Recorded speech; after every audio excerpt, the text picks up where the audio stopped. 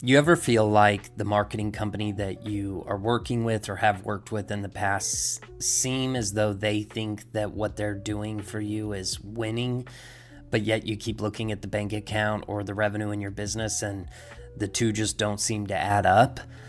I've been there before. I know exactly how this feels. It can be extremely disheartening. It can make you question whether you really have a good business or a business model, or wonder just why you can't seem to figure out what everyone else in the industry appears to be figuring out. This is due to the fact that what the marketing agency ultimately set out to do and said they would do is true, and they've done it. They are experts in bringing more traffic and garnering you more eyeballs on your business. But in the beginning of the relationship, what they failed to mention, or what they omitted, is that in order to truly know whether their services would actually grow, scale, or explode your business, they would have had to have done some kind of evaluation on the current status or performance of your business. And did they? No, of course they didn't, nor should they. They are experts in traffic. They are experts in marketing and advertising, not business optimization. So let's dive into why more traffic does not actually boost the revenue of, grow, or scale over 90% of businesses. And I like to call this traffic versus traction. Okay, imagine that you're driving down the highway in your car and your car starts to spit and sputter. Ultimately it's breaking down and you're able to limp it over to the side of the road. And if you're not like me and you open the hood, because I wouldn't even know what I was looking at if I did, but let's just say you do, you pop the hood, you look down, and you can clearly tell that something's wrong. Maybe a belt has snapped, or something's making a horrendous, horrible noise. Whatever it is, something is visibly wrong when you open the hood and took a closer look. Now let's say you have $20 in your pocket. Are you going to get out of the car and just start huffing it up to the next exit, the next gas station, grabbing $20 worth of fuel in a gas can, coming all the way back to the car, pouring gas back into the car, and just crossing your fingers, hoping and praying that for some reason putting more fuel into this broke down car is going to somehow get it back out and further down the highway? Of course you wouldn't do that. That's not the problem with why the car won't keep moving. It's not putting more fuel into the car. It's something inside of the car. Now, before I go any further, I want you to know, is your business broke, or do you suck at business? No, not at all. If that was the case, you would have never have got your business off the ground, and you clearly did. You're busy, you have customers, you have staff, you want to grow, but marketing alone is not doing it. So here's what I tell people that want to grow, and the instructions are actually in the word grow. Growth requires optimization within your business. And you can fix this by revisiting and optimizing 4 major areas within your business. And it doesn't matter what business or industry that you're in. The first area is engagement pathways.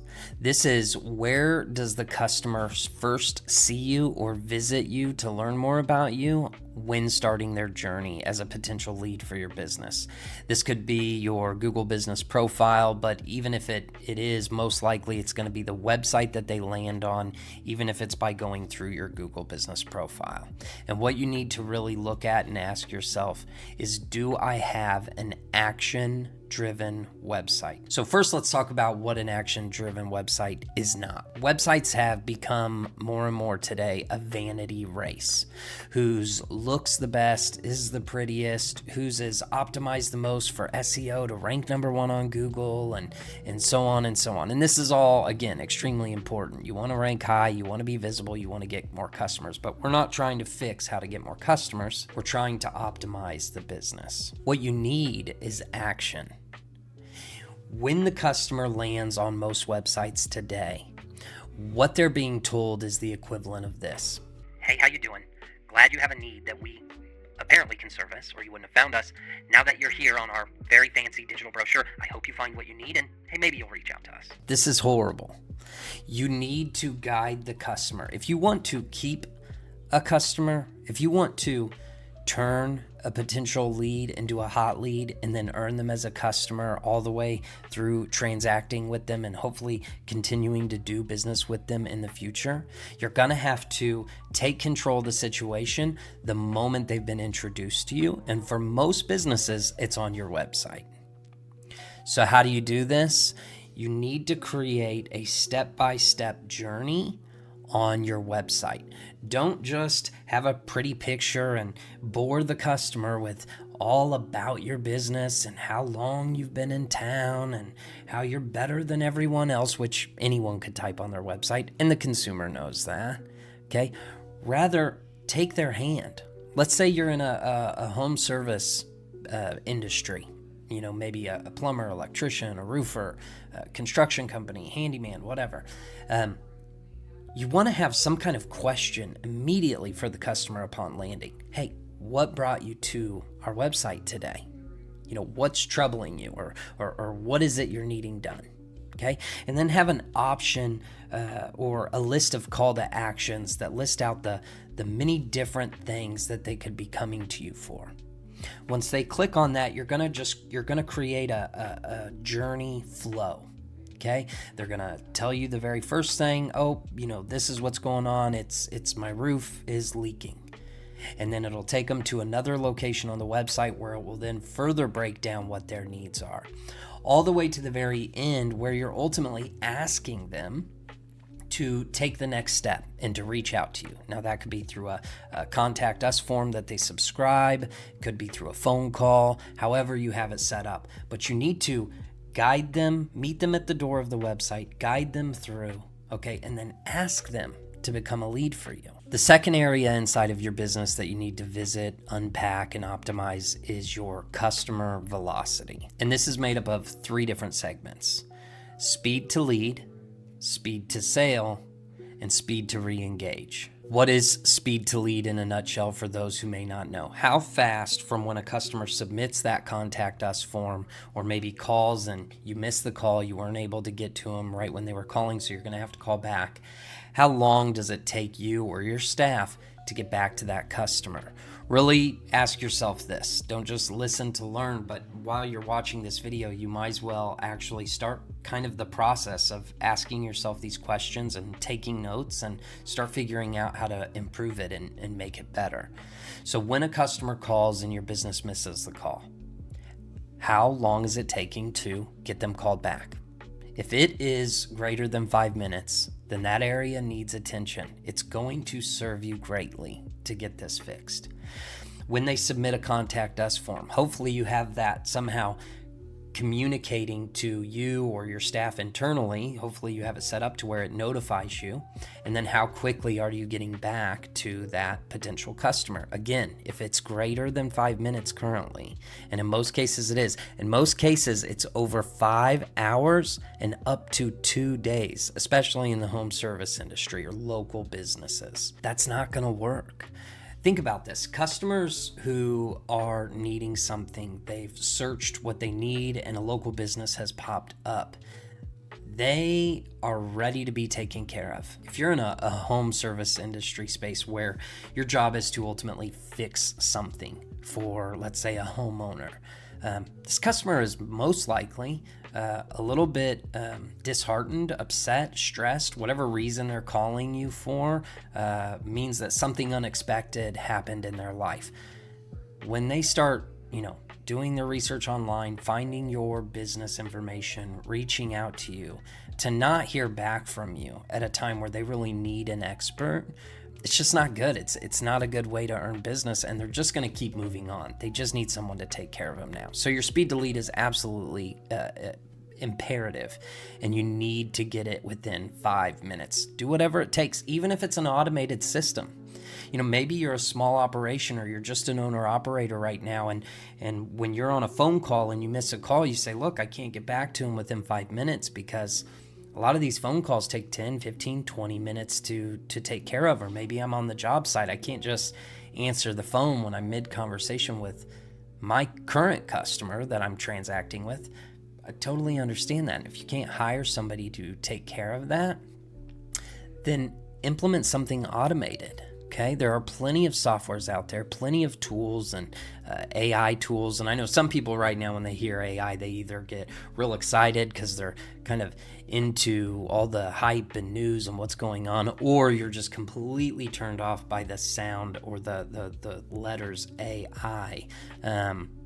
You don't need to be. There's tons of tools out there. They're super user friendly so that you can have some kind of automated response to go back to that prospective customer, that lead, to get them to hold on for you for just a moment so you can get back to them. And then that leads us to the next segment within customer velocity, which is speed to sale, which is just as important as speed to lead. Until you've transacted with the customer, you want to work just as hard and at an equal pace to make sure that they're not going to seek another expert before you actually get payment from them or transact with them.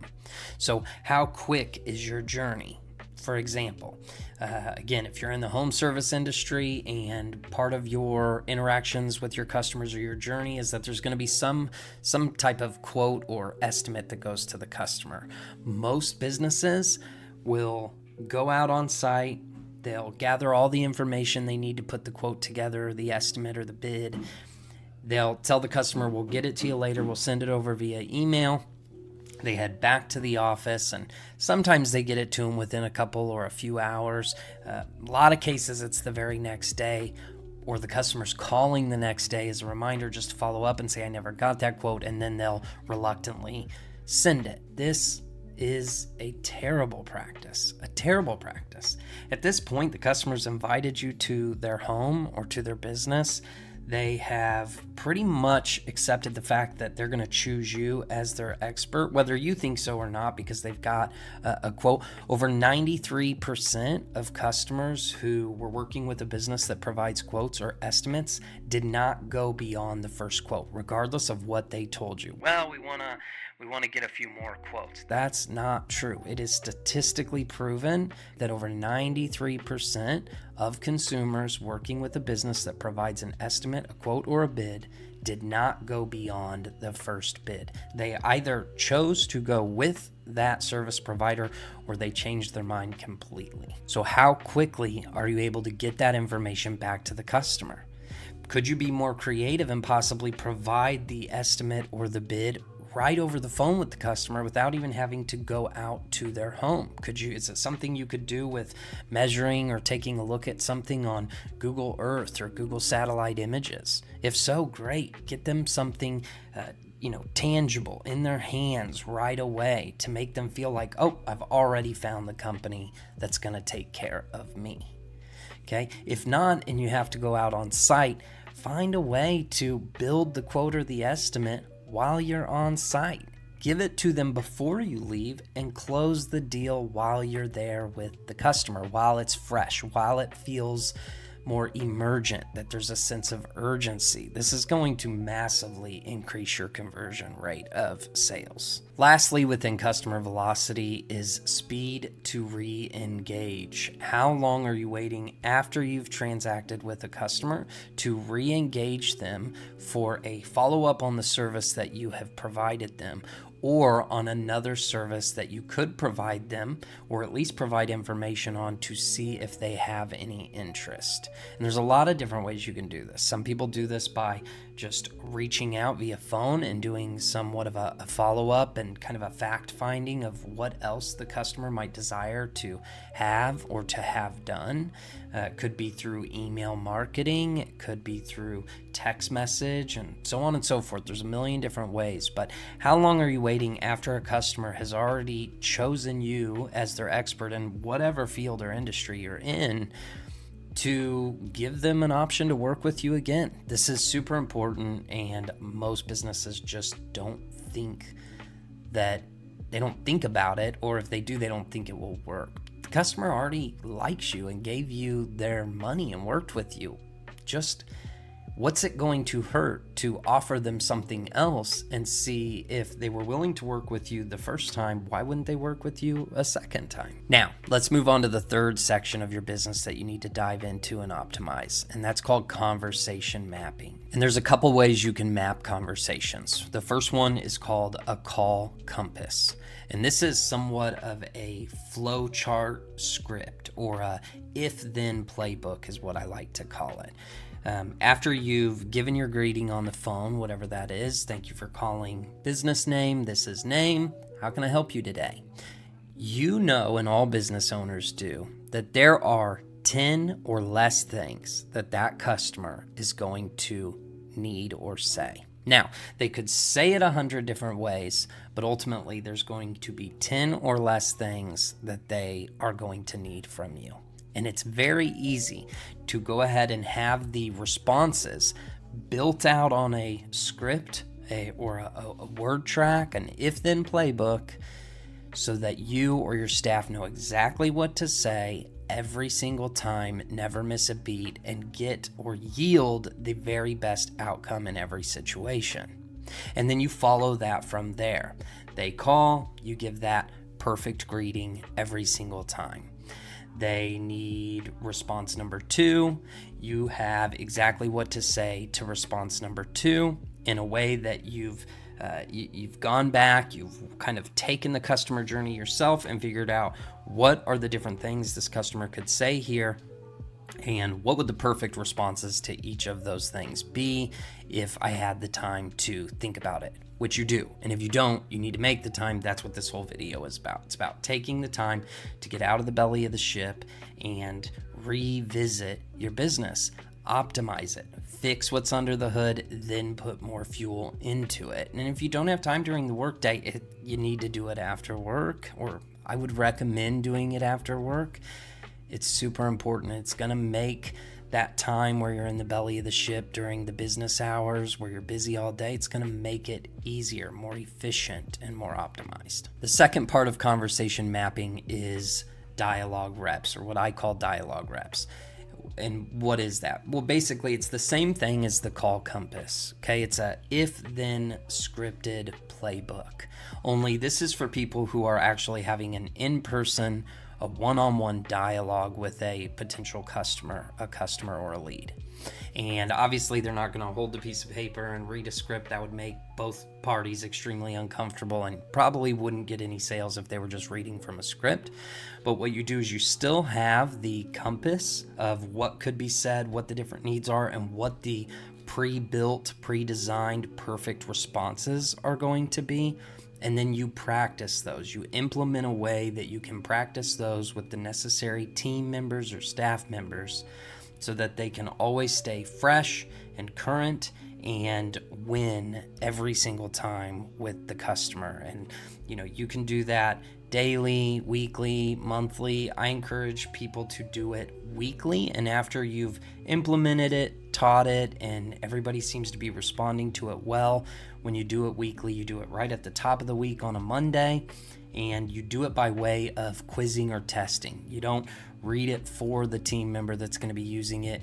You give certain responses, you have the playbook, and you make sure that what they're saying back is exactly what's in the playbook. And that's how you keep it fresh, and they never forget it, never lose it, and you're yielding the absolute best outcome out of every situation. And lastly, number 4, which is value expansion. So what is value expansion? It's made up of 2 different segments. You have TVA, which is transaction value add, which you should be implementing for every single transaction.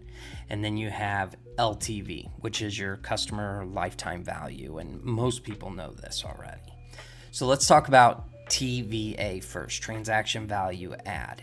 Every single business should have a plan, something set up so that when a customer has already given you the thumbs up or the green light on a product or service that they want to transact with you for, you should have something already predetermined that complements that product or service. Give them an option to say yes or no one more time to that. They're not always going to say yes, but sometimes they are. And sometimes saying yes to an additional product adds value increases revenue, grows, and scales your business.